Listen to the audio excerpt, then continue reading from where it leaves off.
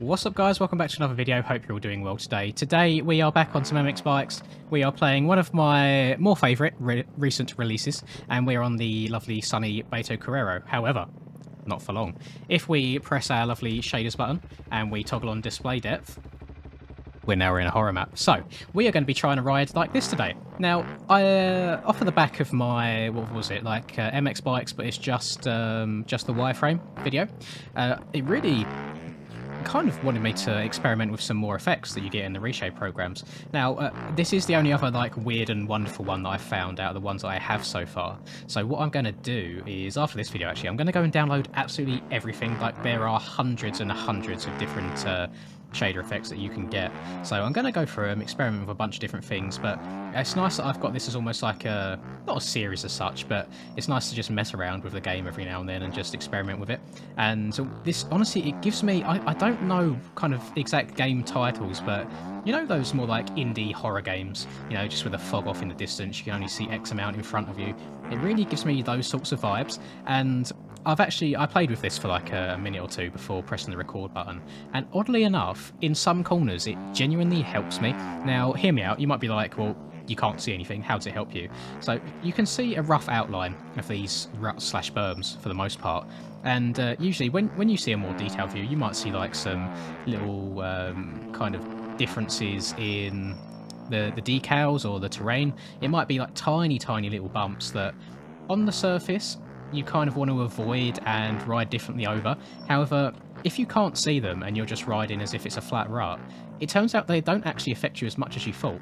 So that inside rut that I've just hit right there, every other time that I've hit that without this this shader on, I've really been quite careful, quite gentle on the throttle coming out of the turn, because it looks like it's a lot bumpier than it is. Now, there's not much depth here whatsoever. You can't see much in terms of differences in the height map, so you can't see those miniature bumps at all. So you just hit it as if they're not there, and it actually ends up making you a little bit faster. Now, there's some bits that it doesn't help on whatsoever. There's some bits that are actually quite difficult to see. One thing that I'm noticing is my braking points are a little bit scuffed at the moment, and I think that's just because I really can't see anything else around the track. I've just got the taller parts of the height map to rely on, because when you're on the flat, it's not until you kind of get on top of the corners that you see it. And now, luckily, I've played this track, Beto Carrero, before, and probably for a good half hour plus, so I know my way around it. I know what gears I need to be in, I know how to kind of hit the corners for the most part. I'm not going to be hitting all of the fast lines, so that inside roller there, you can hit that and still, what was it, like double/triple your way onto that straight. It's very difficult, but it is doable. However, with these settings, yeah, I've got no chance. You can't be 100% precise. So same as the last video where you could see the wireframe, there's definitely pros and cons. So it's not just a case of let's slap this on and it's absolutely atrocious just for a little bit of fun. There are genuinely positives to come out of using these things, and they could even be used as tools to help you improve overall, really. One thing that I always do, or find funny every now and then, is if you can ride a track backwards and ride it really quick backwards, there's no reason you can't ride it fast forwards. So I always mess around every now and then on some of the Supercross tracks, riding them the other way, just something different to do. And as I say, on MX Bikes right now, I feel like I have done everything that you can think of doing. So when you do get these weird and wonderful little things, it's quite nice to have a mess around. So if you wanted to use this one for yourself, as I say, if you go to your shaders and you type in, its display depth is this one. At first it will give you half the screen will be grey and half of it will be like green and purple, but if you adjust English, I haven't got a lisp, why am I talking like that? If you adjust the sliders at the bottom, you can make it so it's entirely grey. But I'm definitely going to be experimenting with a few more things. Someone did give me a good idea, which was to do the wireframe one, but use Windows settings and invert it. I'll have to look how to go about doing that, but I imagine that would be quite cool, is having it black for the most part and a white wireframe. It gave me like Tron kind of vibes. Everyone's watched the Tron films, very good films, and I do like that sort of style in general. I like that electro kind of style, really enjoy it. But yeah, really different, really good fun. And maybe what I'm wondering could be a good idea is try and do this online. Have some like challenge videos, see if we can win some races online like this. And what do I look like in third person? Oh, very dark. I imagine, how cool would it be just seeing other people riding around like this as well? Just like little shadows off in the distance, little ghosts riding around the track. add to the horror, a horror element and a horror vibe. That'd be quite cool. But that again, I feel like this opens up a whole lot of possibilities for different sorts of videos. Because right now, I won't lie, I need some inspiration. I've been lacking a little bit, other than just like online races or the occasional quote unquote track walk, just playing new tracks. It's very hard to quite try and be original right now. So trying to do everything that I can to keep things spicy, keep things interesting and new for you guys, and it's been okay. It's been going well so far, and I'll just say I'm branching out a little bit more. You might have seen yesterday's sim video where I'm trying to play MX Simulator a little bit more. I feel like you guys do enjoy the sim videos. They don't always do quite as well as the bike videos do on this channel, but they still do decently enough for me to want to play it. And sim is one of them games where, knowing how good I used to be, I really, really do want to try and get back. Well, I know I'll never get back to that because it used to be the only game that I played, but I want to get similar to that, even if it's just one lap pace. I'm definitely not going to be able to do it for an entire race, but we shall see. And I feel like I'm in a very good place right now because I put everything on hold, you know, whilst I was doing well in this Supercross Championship. But it's got to the point now where it's been going so well that I haven't got to really worry about it anymore. I just need to finish the last few rounds just to win the championship. It's basically a given, unless I have the worst luck in history. If I have like a PC crash one round, disconnects the next round, I don't know what you do. Well, maybe get protested, suspended for like 3-4 rounds in a row. I don't see any reason why we aren't taking home the dub, which is more than I ever would have expected at the start of the season. Start of the season, honestly, my goal was like top 5.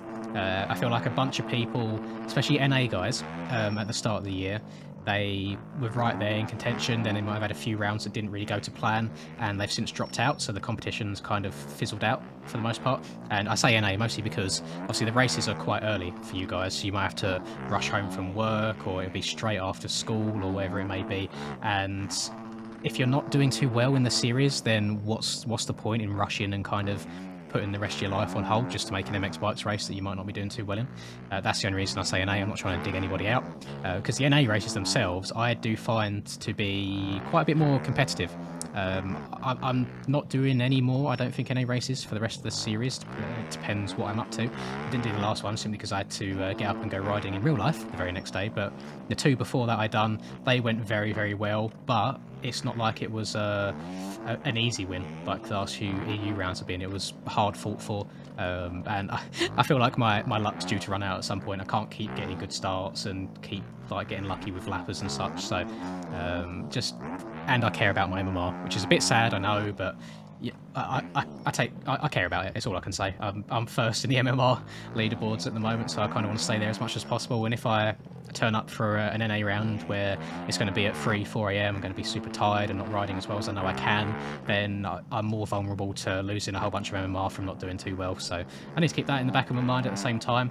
And again, I generally might buy another Steam profile at some point just to mess around and do some online stuff, because everyone asks why don't I just make like a new profile and things like that, because it gets, without trying to sound like I'm ungrateful, it gets very, very annoying when I just want to hop online and have some fun. People will always kind of cut the track to ride near me. People like intentionally target me and take me out just because I'm me. You know, there's nothing I can do about that. It kind of comes with the territory of doing YouTube.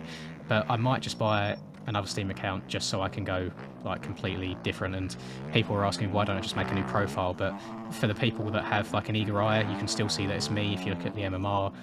You can search online for people's like Steam names based off their in-game name, so people will still be able to know that it's me, and obviously the MMR stays the same. So at the moment, every online race that I play, I have to try my arse off, which is quite a sad fact, just to keep that high MMR level. I don't want it just to drop for no reason. So yeah, I might do that. See how it goes. Maybe I'll slide in Poboso's DMs and say, please give me game for free, or give me crack MX Bikes, please, and see how that goes. I'm sure that won't be the case, but it's not the end of the world. It's not that expensive, is it, at the end of the day?